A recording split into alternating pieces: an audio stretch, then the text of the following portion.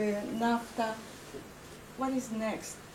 In foreign direct investment, the trends over the last 10 years is mining projects. Mexico is the first one in Latin America and the fourth around the world.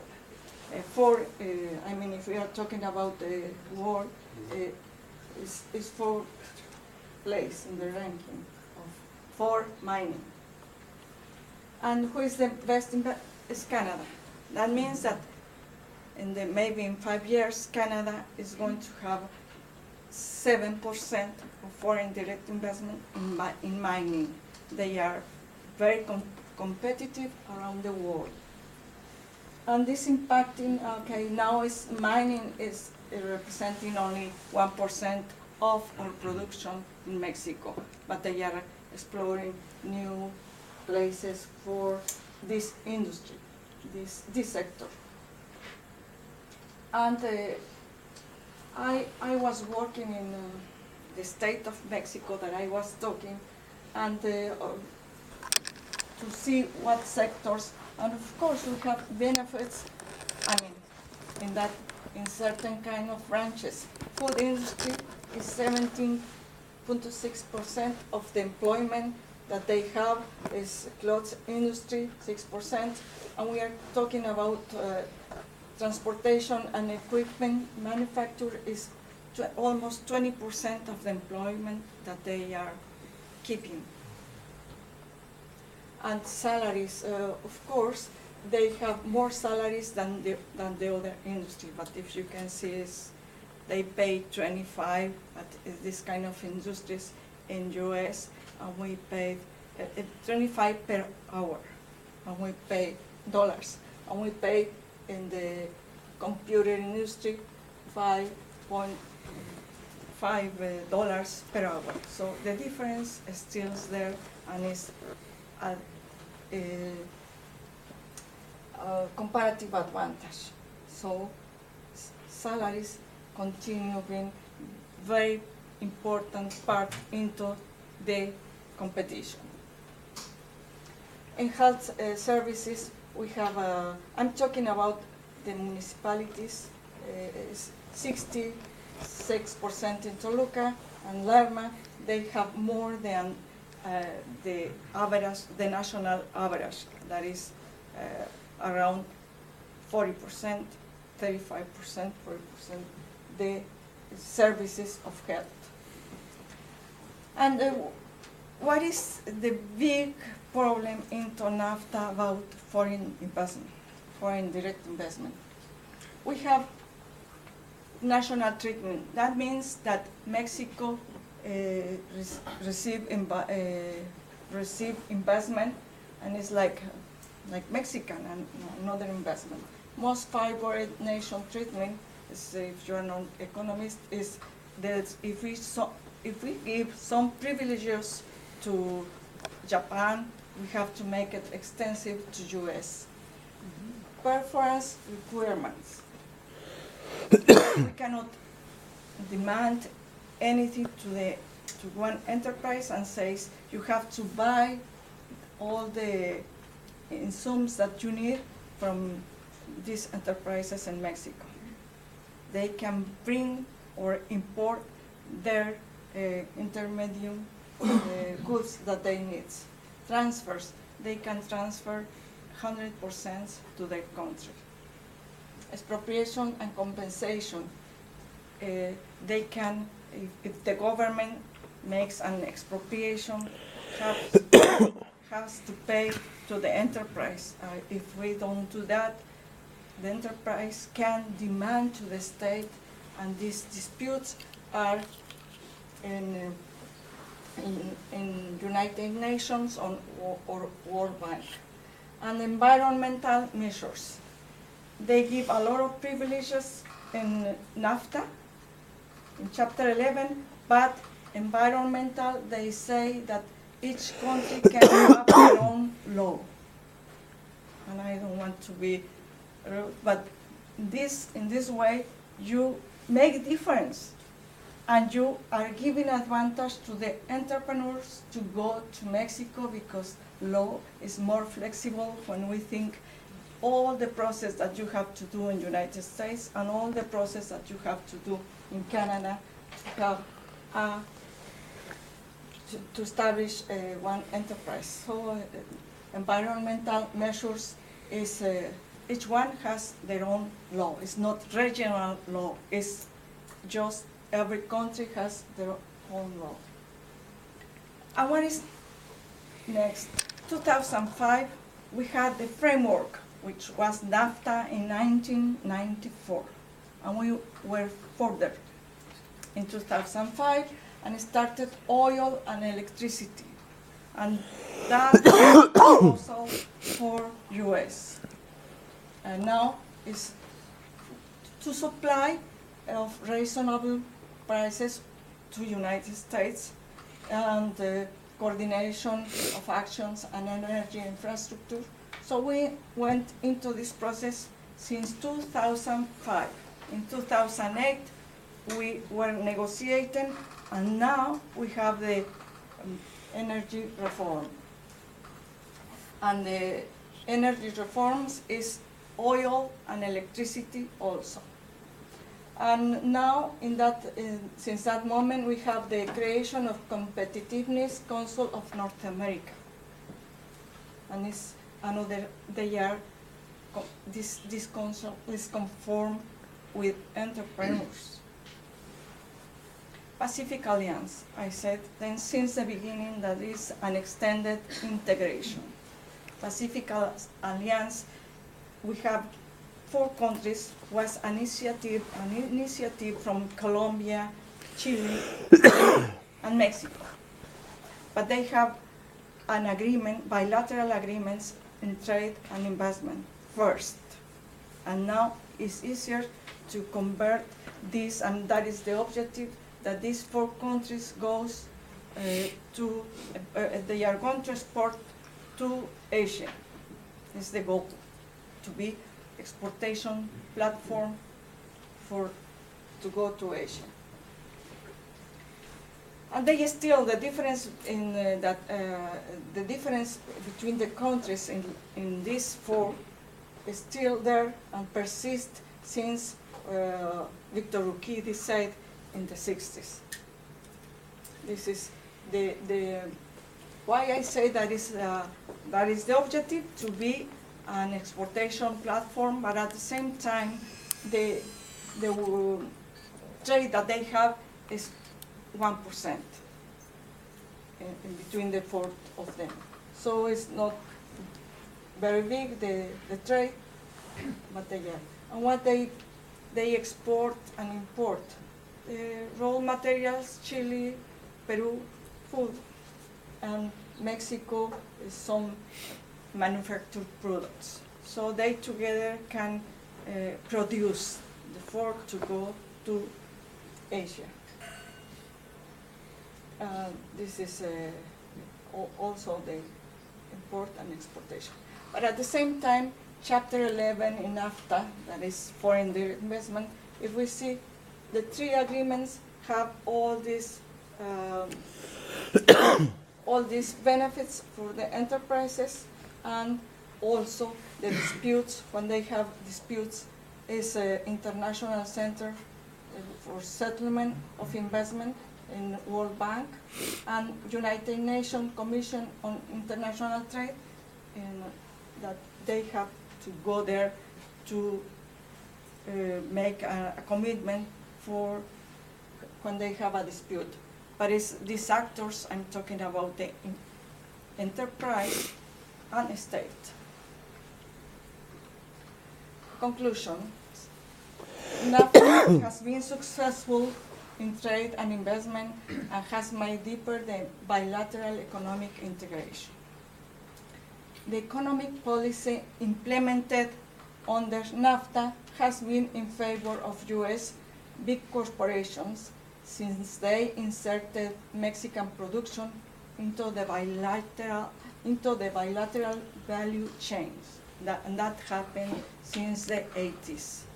Since the 80s, we had this natural integration. So NAFTA is regulating this integration that was happened before. NAFTA has had a big impact in trade and investment. I am not agree that the economists still debate NAFTA's direct impact has been from many other economic force. Of course, yes, but the asymmetric that we have with US, that is impacting more than if only is globalization, liberalization, multilateral. The possibility that trade liberalization might have happened even without the agreement, say the economist.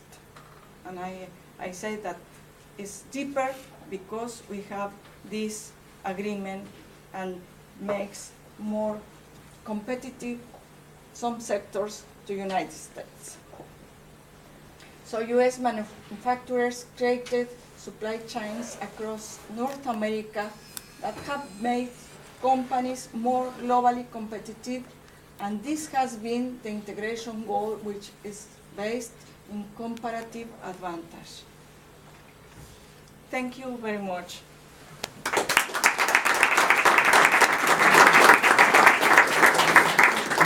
Muchísimas gracias. Thank you very much, Dr. Correa. Now, I think this was an excellent presentation, but I'm sure that there are a number of questions, themes for discussion, other aspects that we can touch further upon, and sure debate among ourselves, and particularly for Dr. Correa to answer questions. I think that your presentation certainly shows that there are a number of interesting aspects to discuss here. Now, I'd like to invite questions, comments, suggestions from the floor. We have not named a special discussant, so please feel free to join in.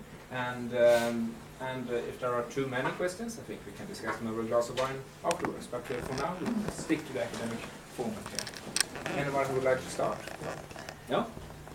Please. If you step forward so people can see. Okay. Si quieren hacer sus preguntas en español, también pueden. Bueno, tú Sí, hablo español. Y de ahí traducimos. Yeah, Whatever you want. my question is in the sense of the energy, oil and gas sector after the energetic reform of last year. How will it impact, like, precisely all the North American Free Trade Agreement, and which are the possibilities of not only opening, like, to get foreign direct investment of state oil, like non-state oil companies, international oil companies, but about having other oil companies, not only from the United States. I mean, you have any prospects of this? Perhaps we can invite some 2-3 comments more, and then you will have a batch of questions to begin. Anybody else on the same subject, or to the oil reform, or other aspects from? Yes, Andres, please. Yeah, you said that the winners of this growth were the corporations and not the Mexican state. Can you clarify what you mean by that? I think that's a thing for that. Please.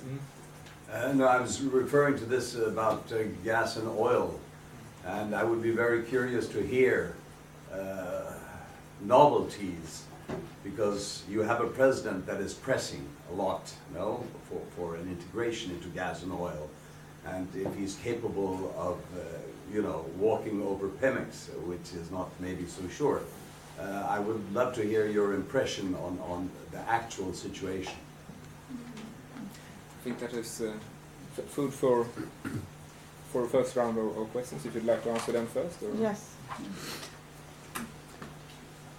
Energy opening. This is happening since 2005, and of course in 2012 we have a transboundary agreement for the Gulf, because it's 3,000 deeper and we don't have the technology.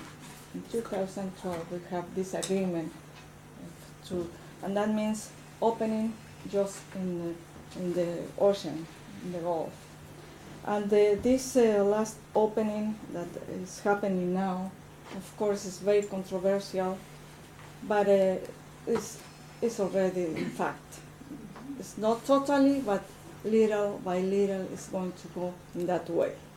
Because Chapter 11, national treatment, if it's private, if some private corporation, maybe they are Mexican or not, we don't have, but it's in the fact you are opening for the companies to US or Canada, but it's not for everybody. Maybe later, but now it's NAFTA. Now it's NAFTA countries that they can do it. And it's not totally opening right now. It's just exploration and extract, but it's not really defined how it's going to be that extraction. But I think it's going to be little by little open. Mexican corporation, why not I'm not talking the state, answering your question. Is corporations, of course, they wanted Mexico for be more competitive around the world. But at the same time, when the United States wanted just free trade agreement, I said that Maastricht integration was very important, and one of the market which is Europe were protectionist since that time for United States. So he decided to go to the neighbors, and if we establish only a free trade, you close the market for the others. But you put rules of origin, because if you don't establish rules of origin, the winners are going to be others. But no, the winner had to be into NAFTA. So corporations from US. If I say that it's not Mexico as Mexico, I'm talking about persons.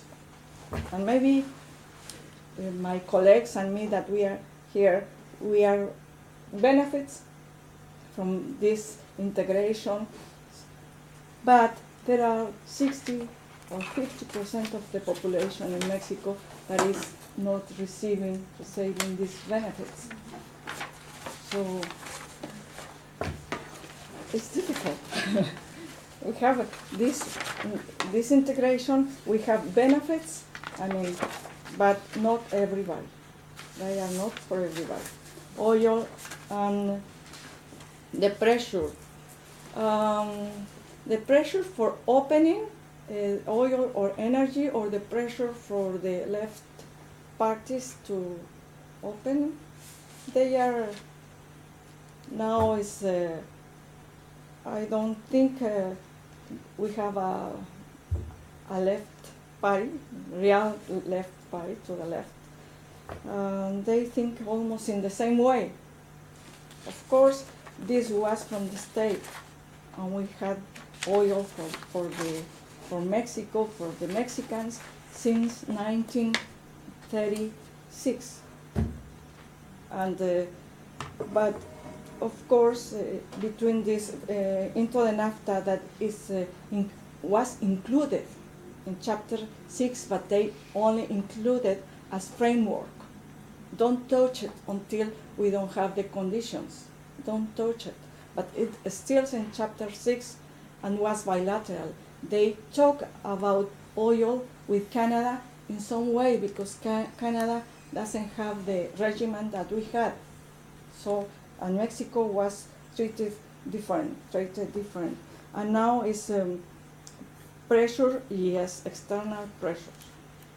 Internal pressure for don't open, I think we have, but not all. We have López Obrador, we have Cárdenas.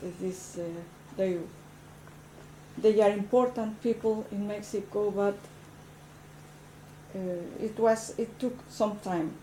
Now it's going to be open little by little.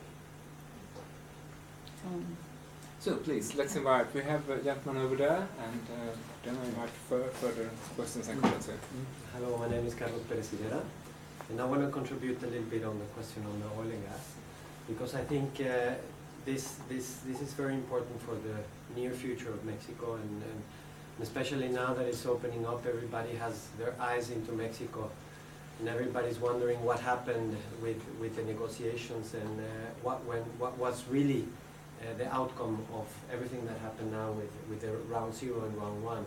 Now try to explain what happened with the round 0 and round 1 with the energy reform. And round 0 was, I mean, Pemex has had the exploration and exploitation of oil and gas for many years, and it was becoming, this institution was becoming very bureaucratic. There was a lot of talk on corruption and so what they tried to do with this energy reform is to modernize Pemex in a way and give the oil and gas competition, modernization, and this, the way they did it was to create, to give full power to the Ministry of Energy, and then create the Hydrocarbon Commission. This Hydrocarbons Commission, of course, all the projects of exploration and exploitation are the energy of and the Energy Ministry will be the one that handling out. But the ones that are going to distribute the fire mounts is the Commission of Hydrocarbons, and this is really important because the round 0 was made to have special projects for Pemex that they can execute with their capabilities, because Pemex didn't have the capability to go deep water, and didn't have the capability to bring out what was left of these fields that were not completely exploded. So what happened is left Pemex with round 0 with all the projects that they already have to finish out, and to put Pemex apart as a private public company that can compete with other companies. So all the projects now of exploration and exploitation will be handled by the Hydrocarbons Commission. That gives obviously competition for other companies, and the round 0 will give round 0 for Pemex, and then round 1 for all the companies that want to come into the fire mounts. That will give the Hydrocarbon Commission.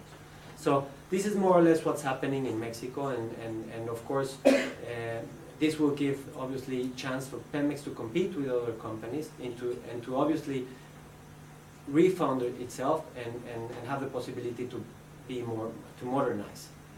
So I mean, this brings a lot of it brings competition, but it brings a lot of opportunities. This is a fascinating subject, of course, and for those of you who are wondering about acronyms that go around here, Pemex is the state oil company. There's been a state hand since the 30s, and was nationalized by, I think, in 38 by Cardenas, the father of the present politician Cardenas, and this has been long-standing. Thank you for this excursion. I think perhaps we have some more aspects on this, which is one of the contentious and the big issues in Mexican debate today. Over there, please. Was that a question on the same theme? No, it was to him. Oh, yes. Please. I agree. I think this is a fascinating subject, and I would really like to take hold of it a bit.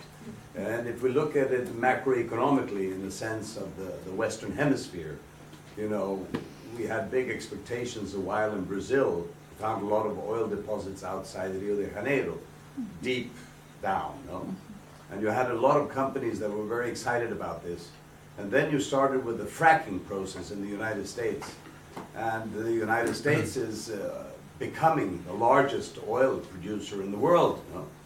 And I know that Mexico is importing a lot of oil, a lot of gasoline, I'm sorry, a lot of gasoline. And I mean, there are a lot of possibilities that present themselves for Mexico, no? If they do this wisely. But of course, it's a bit difficult if you have the concept of the patrimonio nacional, no? Which is the oil. And how is that going, and how do you foresee the future? I'll leave the word to you. Is there any more comment on the issue of energy reform and Pemex and yes, please. Is there some results you can see of this Pacific Alliance? Thank you. I think that's a very good question. But perhaps we can just detain ourselves on the subject of energy reform first, given that there were two comments on that, and then I'll leave it for you. Anybody else want to contribute to just that? make the last comment. There's a Briefly, national please. comment. There's a national content, of course.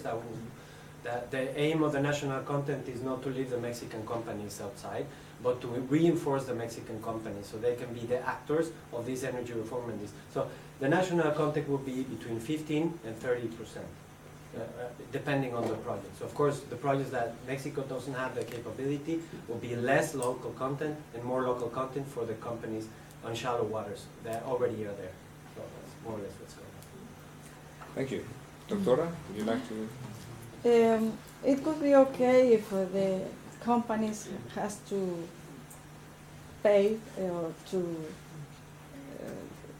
I mean, they are going to have profits, and if the government receives that kind of part of that profits and they can share it into the budget that we need, it could be okay. But I am not sure that is going to happen, something like that.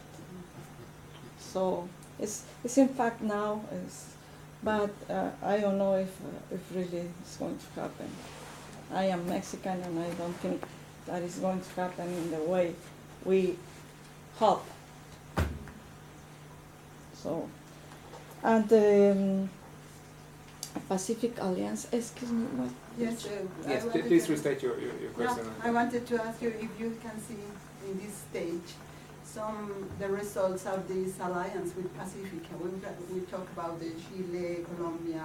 Is it possible to see the results? Are they positive to our country? Yes, I mean, liberalization gives a very small participation to the governments, very small space to participate. But if the governments can take advantage of this small space, we can do so many things. It's the same on oil, it's the same but I don't know if they are going to do it in that way.